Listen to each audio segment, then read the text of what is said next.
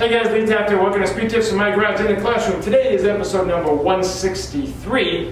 I want to talk about a question you asked that related to what are 2 to 4 of my favorite exercises, or exercises I feel that actually strength exercises that help speed. Okay, and again, I apologize for this, and I know I do it a lot, and I think your top strength coaches will do this a lot, is they're going to say it depends, right? Okay, so, but if we're just talking about force generation and things that can improve speed, I can go there, but it changes with the athletes. An athlete that is very elastic, but doesn't have a tremendous amount of strength and power, I'm going to do something different with them versus the athlete that is strong as an elephant, but is slow as an elephant too. I mean, I guess an elephant's pretty fast when it gets going, but you know what I mean.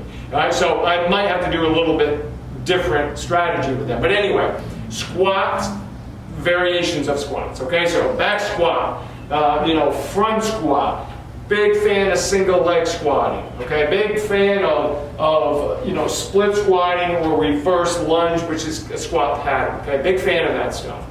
A second one is deadlifting. Okay, deadlifting might even be first. Okay, I'm a huge fan of the deadlift pattern. It's the ability to be able to get through the hips and also be able to drive force into that ground, creating a great stable position. I think it's excellent.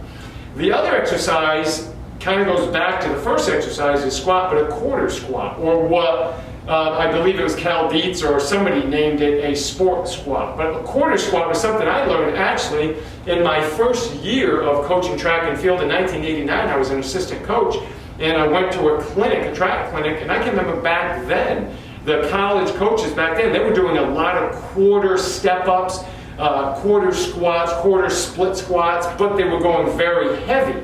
And then over years, I thought, no, we should be going deeper than that. And then it made sense to me again later, and then I started hearing it again. People talked about quarter squat and the relevance of hitting those joint angles that are a little bit closer. So rather than always going all the way down, being able to go a little bit less depth, but with a lot of load, and then be able to project out through it really good. And then I think, not necessarily a typical weight room exercise, but I'm a big fan of resisted broad jumps, both single and double legs.